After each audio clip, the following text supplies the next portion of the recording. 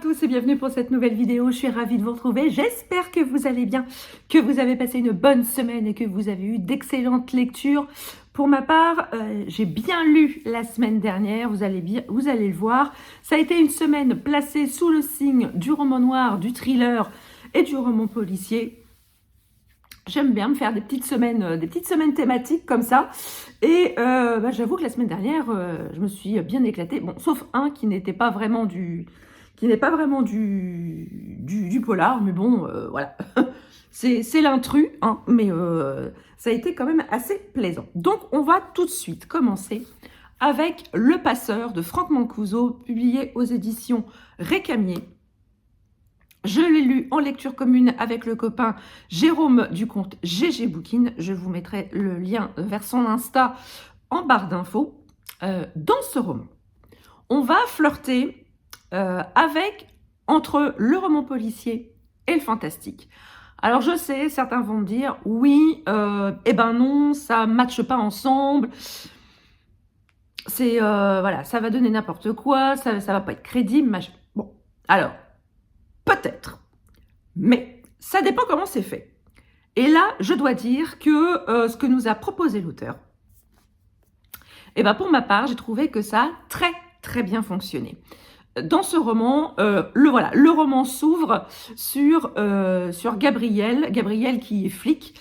On va très vite comprendre qu'il lui est arrivé un drame quelques mois plus tôt et il en a marre, il veut en finir et on le retrouve sur un pont de Paris avec son arme de service à la main et il va s'apprêter à commettre l'irréparable. Sauf que, au moment où il va passer à l'acte, il y a un espèce de vieux taxi, un modèle de voiture américaine, qui passe à ce moment-là. Et le chauffeur de taxi va l'empêcher de se suicider. Et il va remettre, si on peut dire, Gabriel sur les rails. Et bien lui en a pris parce que va s'ouvrir une série de crimes plus étranges les uns que les autres, surtout de la façon dont les victimes sont mortes, ce qui va titiller un petit peu l'instinct de flic de Gabriel. Et au fur et à mesure des chapitres, on revoit apparaître ce fameux chauffeur de taxi. Il n'est pas seul, il a avec lui d'autres personnes, tout aussi mystérieuses que lui. Et très vite, on va comprendre que c'est la partie fantastique de ce roman policier. Comment vous dire que j'ai tout de suite accroché à ce roman. La partie fantastique m'a beaucoup plu. J'ai beaucoup aimé les parallèles qui sont faits entre la mythologie et la réalité. Franck Mancuso nous propose quelque chose d'assez novateur, d'original qu'on n'a pas l'habitude de lire dans les romans policiers français. Franck Mancuso est lui-même un ancien policier. Je crois qu'il a fait partie de la police judiciaire pendant plus de 20 ans.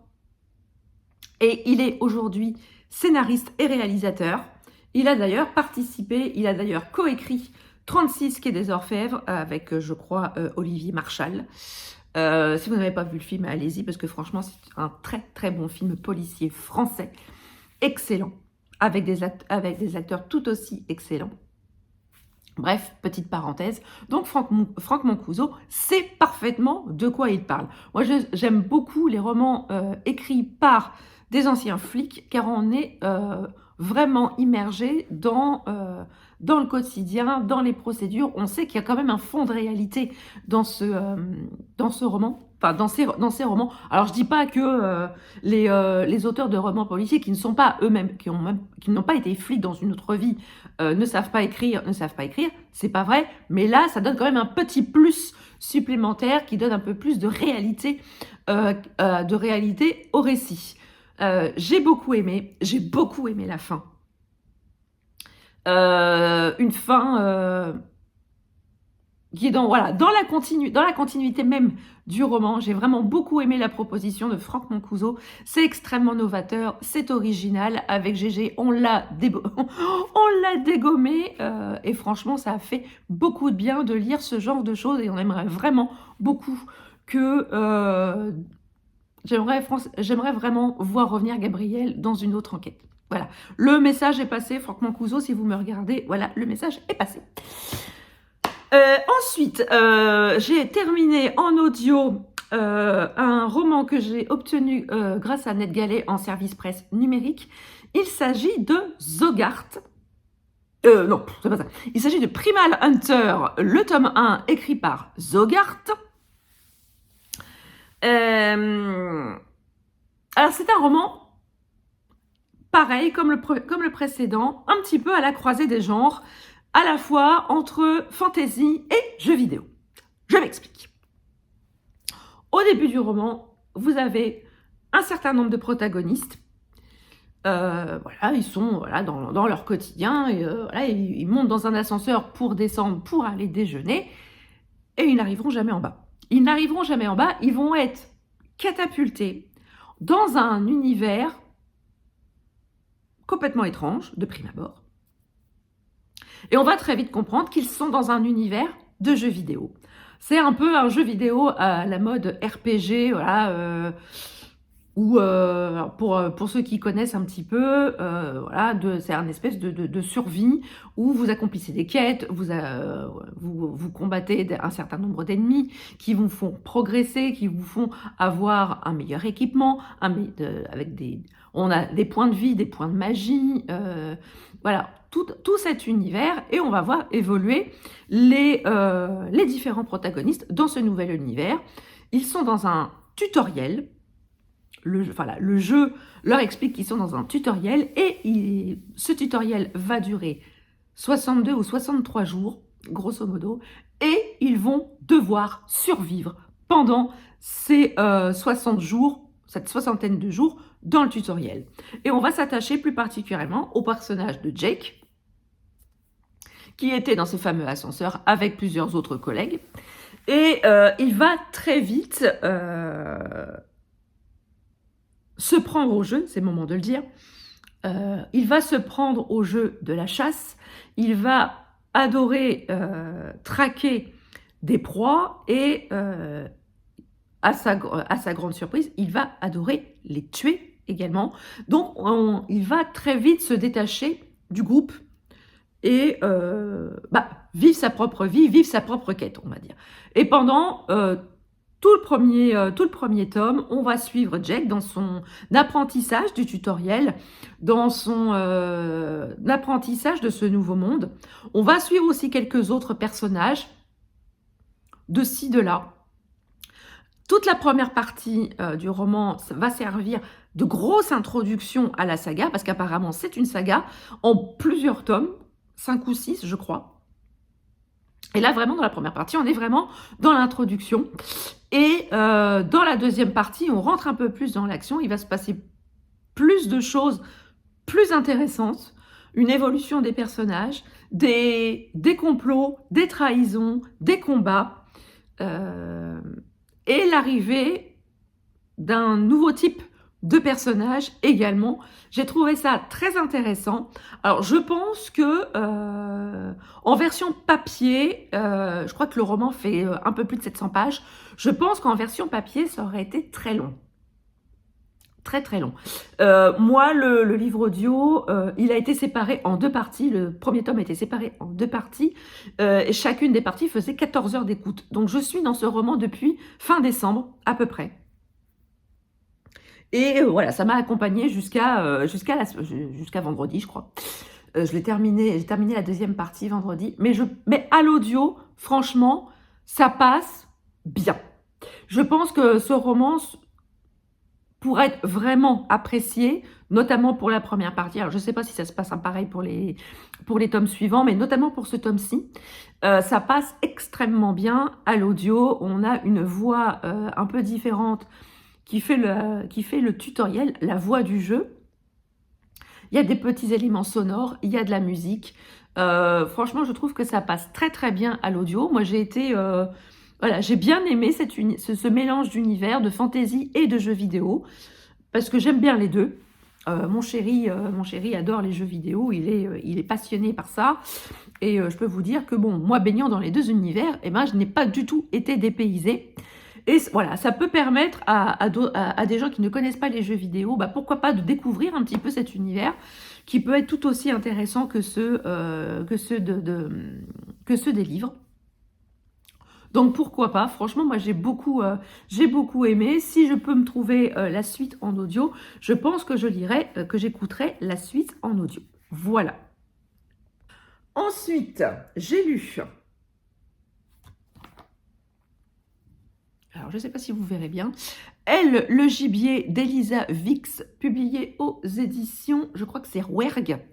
Là, on est vraiment dans un roman policier bien... Enfin, on va pas dire policier, non. C'est un roman noir. Noir de chez noir.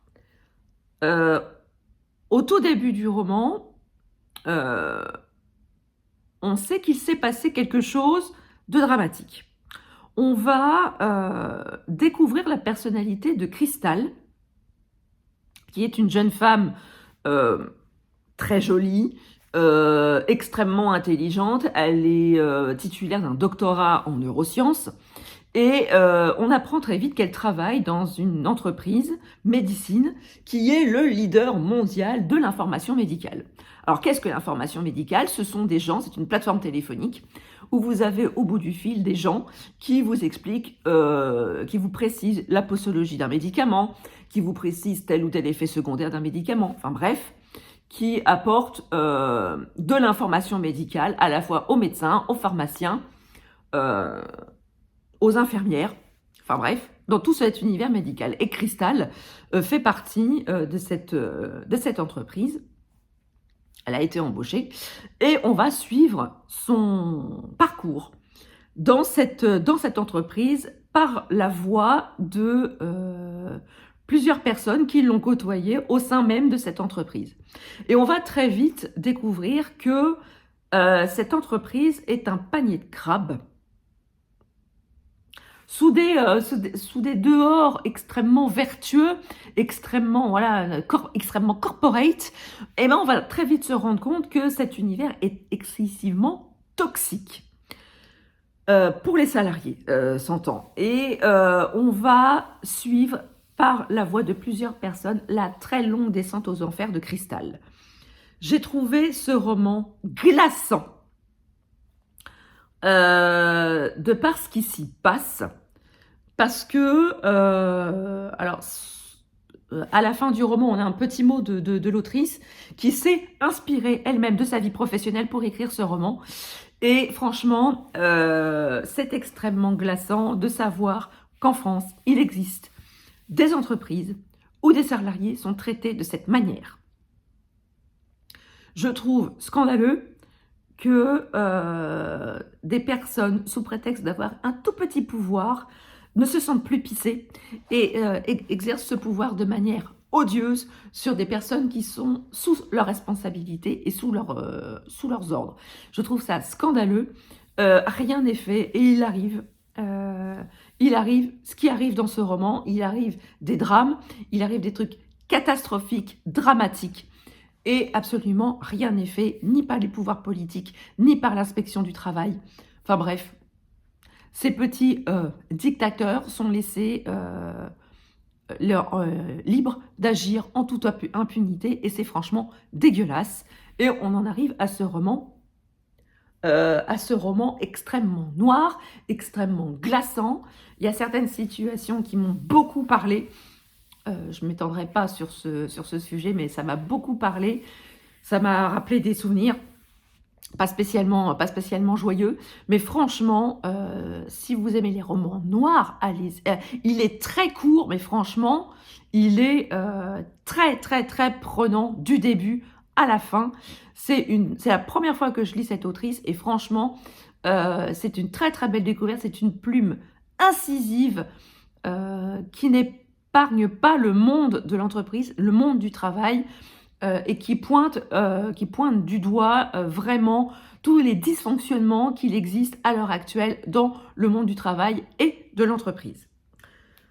Autre roman que j'ai écouté cette semaine, j'ai écouté Finlay Donovan et Mortel, le tome 2, qui veut la peau de mon ex-mari, de Elle Cosimano, qui est publié aux éditions Charleston. L'année dernière, j'avais lu le tome 1, j'étais tombée par hasard sur ce livre audio. Et quand j'ai vu que le tome 2 était dispo, eh ben, j'ai sauté dessus. Et bien m'en a pris parce que j'avais beaucoup aimé le tome 1. J'ai encore plus aimé ce tome 2. Dans ce tome 2, alors, rappel du contexte, Finlay Donovan, elle est autrice de romans c'est de la romance un peu spicy, comment dire, voilà, avec des petites scènes un petit peu olé olé. Dans le tome 1, on la découvre un peu en galère d'argent, elle a du mal à sortir son roman, un roman, elle est un peu en panne sèche, et à la suite d'un malentendu, on va la prendre pour une tueuse à gages, et une femme va lui demander de tuer son mari. Alors ça va engendrer des situations rocambolesques, des quiproquos, des machins, bref. Tout ceci est le tome 1. On la retrouve dans le tome 2, toujours avec cette réputation de tueuse en série, de tueuse à gages. Et un jour, elle tombe sur un post, sur un forum de femmes un peu en colère, et quelle n'est pas sa surprise de découvrir que quelqu'un a pris la tête de son ex-mari. Quelqu'un s'est mis en tête de zigouiller son ex-mari. Alors, bon, Finlay, elle a quand même un certain nombre de griefs vis-à-vis de son ex-mari, mais de là à le voir mort, il y a quand même un pas qu'elle ne veut pas franchir. Parce que c'est quand même le père de ses enfants et qu'elle ne veut pas priver ses enfants de leur papa. Donc, avec son ami Véro, elle va se mettre en quête, elle va enquêter pour savoir qui veut la peau de son ex-mari. Et on va se retrouver, à l'instar du tome 1, dans des situations qui entraînent quiproquo sur quiproquo. On voit toute la ressource de Finlay et de Véro pour se sortir de ces situations. Il y a bien évidemment un petit brin de romance, parce que le cœur de Finlay balance entre deux hommes. Je trouve ça mignon. Voilà. Oh, c'est de la romance mignonne, hein, ça passe quand même. Franchement, j'ai encore plus aimé ce tome 2 au tome 1. J'adore Finlay, j'adore sa ressource. J'aime beaucoup Véro également. Où on la voit un peu plus, une Véro un peu plus intime, autrement que la personne fantasque et drôle qu'elle est. Les enfants sont trop mignons, ils sont adorables comme tout. J'aime beaucoup sa sœur, les parents de Finlay qui valent aussi le détour. Enfin bref, c'est une saga c'est une comédie policière. Franchement, j'aime beaucoup. C'est pas du cozy mystery, mais c'est une bonne petite comédie policière qui vaut son pesant de cacahuètes. Ça détend entre deux trucs bien glauques, bien noirs. Franchement, je l'ai entamé après le roman d'Elisa Vix. Et franchement, je peux vous dire que ça a été un petit peu une bouffée d'air frais par rapport au truc un peu plombant, extrêmement noir et glauque du roman d'Elisa Vix. Voilà, c'est une bouffée d'air frais. Moi, j'adore.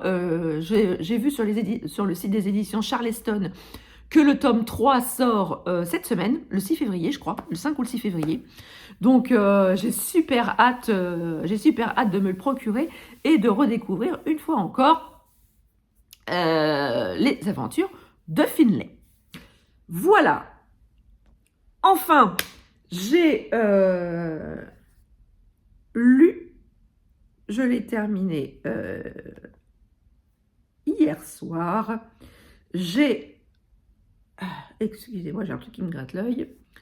J'ai lu le dernier roman de Michael Connelly, À qui sait attendre, une enquête de Harry Bosch et René Ballard, publié aux éditions Kalman-Levy dans leur collection Noire. Donc, tout est dans le titre. C'est une nouvelle enquête du duo Harry Bosch et René Ballard. Vous savez mon attachement profond pour ce duo d'enquêteurs qui s'est formé il y a 2-3 ans maintenant, au fil des enquêtes.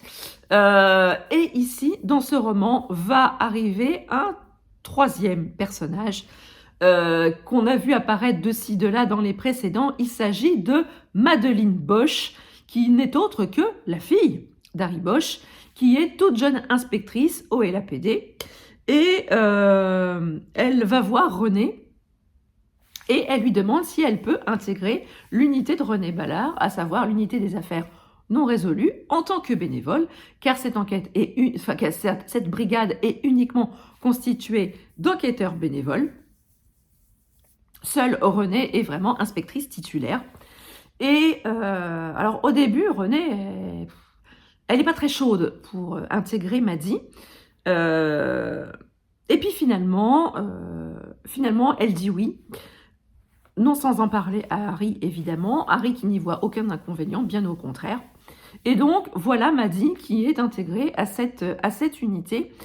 Et René n'est pas née de la dernière pluie, bien évidemment. Elle se doute bien que Maddy n'a pas souhaité intégrer l'unité des affaires non résolues sans avoir une petite idée derrière la tête. Donc elle la cuisine un petit peu, Maddy se met à table, elle ne tarde pas à avouer à René qu'elle a effectivement une idée, une affaire non résolue qu'elle tient particulièrement à résoudre, une affaire qui, vous le verrez, n'est pas résolue depuis un certain temps. Et Maddy pense avoir trouvé le fin mot de l'histoire.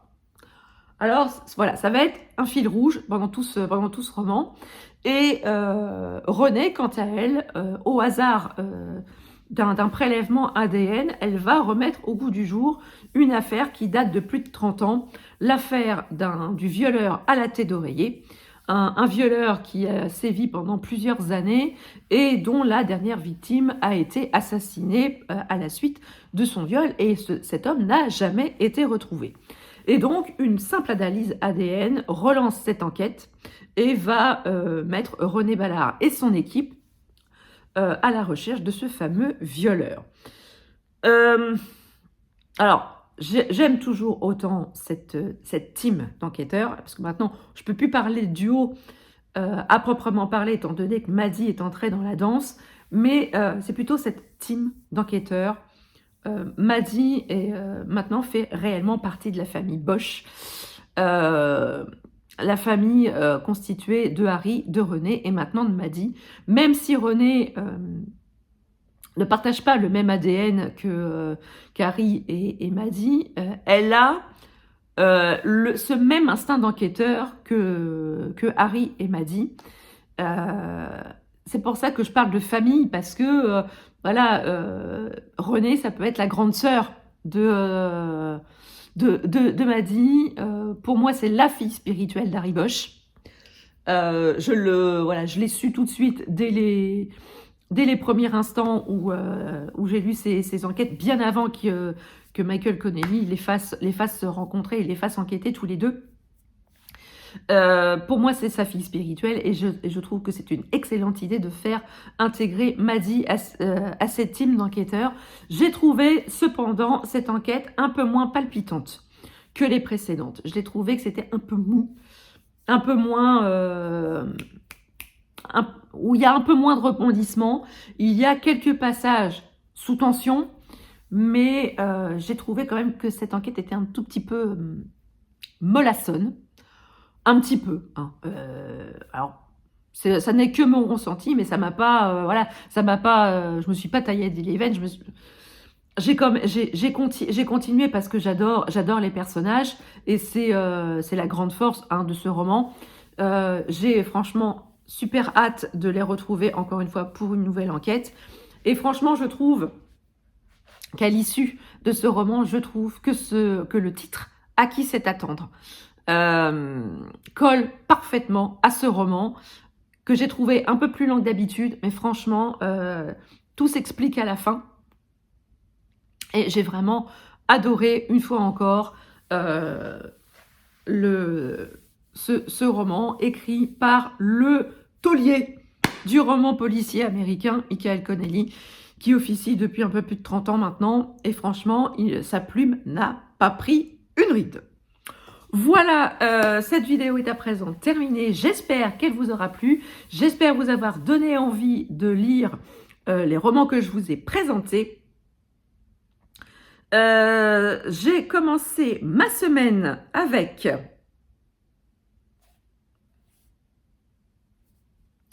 avec une nouvelle lecture commune. D'ailleurs, si cœur vous en dit, vous pouvez toujours nous rejoindre. J'ai commencé Betty de Tiffany McDaniel aux éditions Gellmeister. C'est une lecture commune que j'ai organisée sur Instagram. On est un petit groupe de 5 ou 6, je crois. Donc n'hésitez pas, si vous voulez nous rejoindre, il est encore temps de nous rejoindre. Ça se passe sur Instagram. N'hésitez pas à m'envoyer un petit message privé si vous voulez que je vous intègre au groupe. J'ai beaucoup d'attentes sur ce roman. J'ai vu énormément de critiques dithyrambiques sur ce roman. Vous le savez, moi, avec les romans qui ont fait le buzz sur les réseaux, ça passe ou ça casse. J'espère sincèrement que ça passera avec celui-ci. J'y vais, comme dirait quelqu'un que je connais, j'y vais, mais j'ai peur. Donc, rendez-vous la semaine prochaine dans le prochain Catulu pour avoir mon avis sur ce roman. N'hésitez pas à mettre un pouce en l'air, c'est hyper important pour le développement de la chaîne. Je le répète à chaque fois, vous allez dire je radote, mais c'est pas faux.